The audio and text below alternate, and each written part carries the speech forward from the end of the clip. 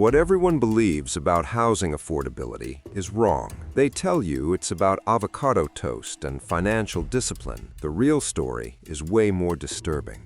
Imagine a waiter in 1970 saving for 6 months and putting a down payment on a 3-bedroom house, a single income supporting a family of 4 with a mortgage paid off in 15 years, a janitor retiring with a pension and owning his home outright. Even economists today can't reconcile these numbers with our current reality. The official story blames millennials for poor spending habits, student loans, or not working hard enough. That explanation is convenient for those in power. It's also misleading, because the real trigger was a series of deliberate policy decisions in the 1970s and 80s that severed the link between worker productivity and wages, while simultaneously financializing housing into an investment asset. Let me show you what was actually happening behind the scenes. While everyone focused on inflation and oil shocks, something fundamental broke in the American economy.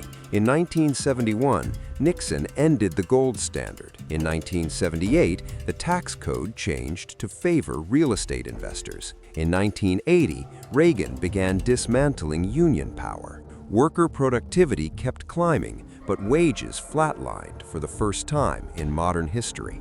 It's like running faster on a treadmill while someone keeps increasing the speed, but your paycheck stays frozen. Meanwhile, housing shifted from shelter to investment vehicle. Wall Street discovered they could securitize mortgages, and suddenly your neighborhood became someone's retirement portfolio. And then someone made it exponentially worse. Throughout the 1980s and 1990s, deregulation allowed banks to treat homes as speculative assets. Zoning laws restricted supply, while investors bought properties as inflation hedges. By the early 2000s, institutional investors were competing with families for starter homes. The 2008 crash should have reset prices, but instead, private equity firms like Blackstone spent billions buying foreclosed homes at wholesale prices.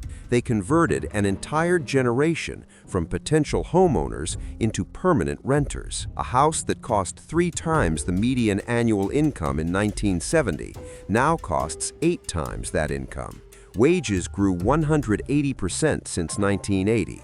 Housing prices grew 290%. This is when the social contract completely shattered. For 40 years, we were told hard work leads to home ownership.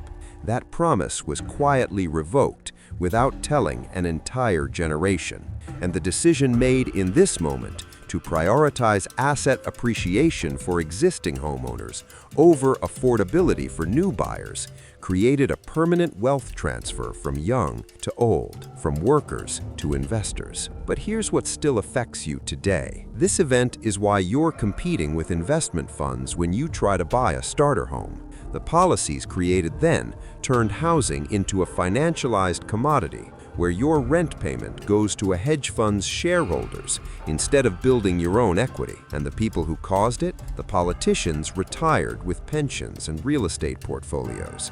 The executives got bonuses. Meanwhile, home ownership rates for people under 35 have collapsed to levels not seen since the 1940s. Economic inequality isn't an accident, it's engineered, and we keep pretending that individual choices matter when the entire system was restructured to extract wealth from labor and concentrate it in assets. Drop a comment on which economic policy shift I should expose next. Should I cover the student loan trap or the death of pensions? And subscribe, because I'm breaking down the financial systems they don't want you to understand every single week.